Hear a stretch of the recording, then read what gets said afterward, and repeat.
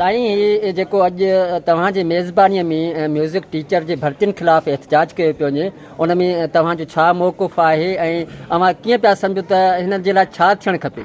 बिस्मिल्लाहिर्रहमानिर्रहीम नहमदुहु व नुसल्ली अला रसूलिल करीम अम्मा बाद।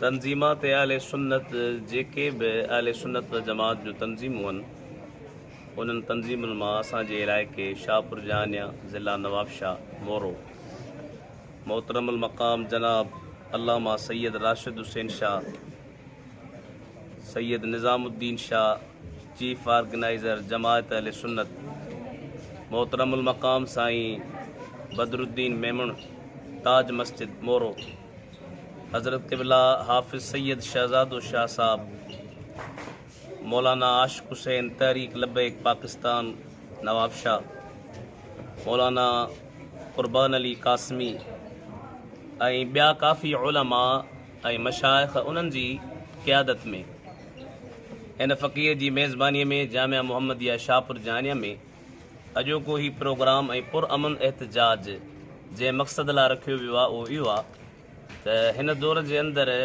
हुकूमत पाकिस्तान जेका हाणे हुकूमत में कान्हे, पीपल्स पार्टी सरदार शाह साहब मुराद शाह साहब, उन्हनि पछाड़ीअ में वेंदे वेंदे हिकिड़ो कुदो कमु ऐं उन कुदे कमु करण खां पहिरियां न अवाम जी राय वरिती वई न उलमा जी राय वरिती वई। म्यूज़िक टीचर भर्ती कया ऐं मौसीक़ी या म्यूज़िक इस्लाम जे अंदरि उन जी केतिरी हैसियत आहे या उहो हराम आहे या न आहे, उन जी हुरमत ते नज़र कोन कयूं। हालांकि उलमा जो इन ॻाल्हि ते इत्तिफ़ाक़ आहे, ही सभई उलमा वेठा आहिनि त म्यूज़िक हराम आहे। उन जा दलाइल क़ुरान में मौजूदु आहिनि, हदीस शरीफ़ में मौजूदु आहिनि ऐं उलमा जे अक़वाल मां बि इहा शइ साबित आहे। दलाइल सां गॾोगॾु इहो म्यूज़िक जेको आहे इहो बेहयाई फैलाइण जो ज़रियो आहे।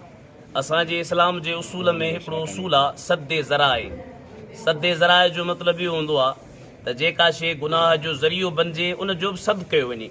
उलमा या मशाइख़, असीं त उलमा थियासीं, पर जेके अवाम आहिनि, मां महसूसु कयो आहे त उहे अवाम बि हिन ॻाल्हि में राज़ी कोन्हे। उहे बि चवनि था त असां पंहिंजे बच्चनि खे हथनि में दुहल कोन ॾींदासीं, असीं पंहिंजनि बच्चनि खे हथनि में धमचर कोन ॾींदासीं, असीं पंहिंजनि बच्चनि खे हथ में तबला कोन ॾींदासीं, असीं पंहिंजनि बच्चनि जे हथनि में क़ुरान ॾिसणु था चाहियूं, असीं पंहिंजनि बच्चनि जे हथनि में हदीस ॾिसणु था चाहियूं, असीं पंहिंजनि बच्चनि जे हथनि में भली साइंस पढ़नि, बायोलॉजी पढ़नि, केमिस्ट्री पढ़नि, बल्कि उलमा हिन ॻाल्हि जी हिमायत कंदा आहिनि। असांजा मुस्लमान वॾा वॾा पुराणे दौर खां वठी साइंसदान रहिया, कीमियादान रहिया, फिज़िक्स जा माहिर रहिया, इन शइ जो त कंहिं बि इनकार कोन कयो आहे।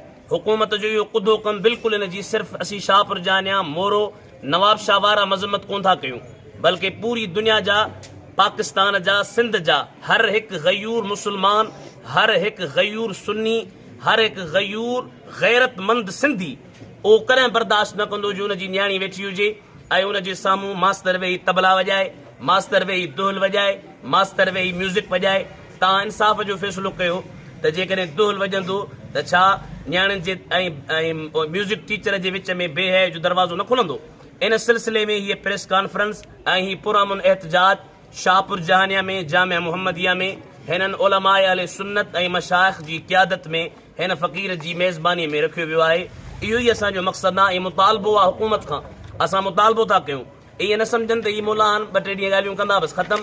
अल्हम्दुलिल्लाह पूरी सिंध जे अंदरि हाणे इहा एहतजाज जो सिलसिलो शुरू आहे, सिर्फ़ु शाहपुर जानिया में न, दादू में, ॿियनि ज़िलनि में बि मुख़्तलिफ़ तंज़ीमात अहले सुन्नत जे तरफ़ां, मरकज़ी जमायत अहले सुन्नत, जमायत अहले सुन्नत पाकिस्तान, तहरीक लब्बैक पाकिस्तान, सुन्नी तहरीक ऐं पाकिस्तान सुन्नी तहरीक, उन्हनि सभिनी अल्हम्दुलिल्लाह इन शइ जी ताईद कई आहे। ऐं हुकूमत वक़्त खां मुतालबो आहे त जॾहिं तव्हांजे ख़ज़ाननि में पैसा खुटी था वञनि त तव्हां नौकरनि वारनि खे पोइ ते कंदा आहियो, मुलाज़िमनि खे पोइ ते कंदा आहियो, त हींअर दीन जे करे, रसूलुल्लाह जे पैगाम जे करे, इस्लाम जे करे, ऐं जेका शइ हराम आहे, इहा शइ ईअं हराम आहे जीअं शराब हराम आहे।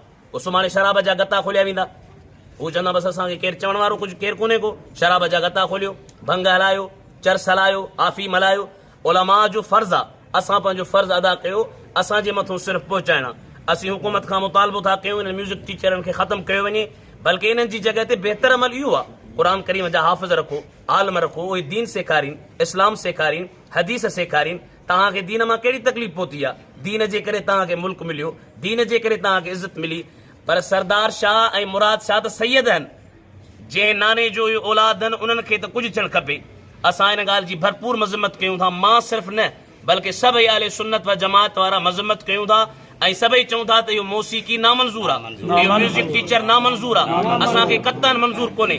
असीं सिर्फ़ु हिन मदरसनि जे चौदीवारी जे अंदरि न, अल्हम्दुलिल्लाह ताला असीं जलसनि में, सिंध में, बलोचिस्तान में अवाम खे जाॻाईंदासीं, अवाम खे चवंदासीं त ग़ैरतमंद बणिजो, पंहिंजे बच्चनि जे हथनि में दुहिल न ॾियो, पंहिंजे बच्चनि जे हथ में तबला न ॾियो। ऐं अल्हम्दुलिल्लाह तव्हां साफ़ जो मां शुक्रगुज़ार आहियां जो तव्हां न्यूट्रल थी करे इन पैगाम खे आम कयो, पहुचायो ऐं उन्हनि हुकूमत वारनि ते इहो पैगाम पहुचे त अल्हम्दुलिल्लाह असां मुस्लमान सभई इन ॻाल्हि में राज़ी न आहियूं, असांखे म्यूज़िक टीचर न खपनि। तव्हां ही सभु उलमा वेठा आहिनि खां पुछो केरु राज़ी आहे, उलमा खे छॾियो अवाम खां पुछो, सर्चिंग त कयो न, केरु बि राज़ी कोन्हे को, केरु राज़ी थींदो त असांजूं नियाणियूं दौर खणनि, ख़ुशूसन नियाणियुनि जे लाइ पैगाम, हर कंहिंखे नियाणियूं, मूंखे बि नियाणियूं आहिनि, हर कंहिंखे नियाणियूं आहिनि। तंहिं करे असीं हिन कुदे कम जी भरपूर मज़म्मत कयूं था। हे चवनि था त बसि असां भर करे वियासीं, हे ॿ टे ॾींहंनि मौलवियुनि सां तव्हांखे जो टकराव न थियो आहे। अल्हम्दुलिल्लाह असीं उलमा जेके आहियूं न, अल्लाह ताला जे हबीब करीम फरमायो अल उलमा वरसतुल अंबिया, आलम नबियनि जा वारिस आहिनि, पोइ नबियनि जा वारिस आहिनि अल्हम्दुलिल्लाह, पोइ नबियनि जा वारिस जेलनि खां ऐं मेलनि खां, मेल सम्झो था हिकिड़ा कुकड़नि जा मेल, ही कुकड़नि जा मेल कोन्हे के, ही उलमा जा ऐं बातिल जा मेल आहिनि। जाल हक़ वज़ाकल बातिल थी ॾेखारींदो।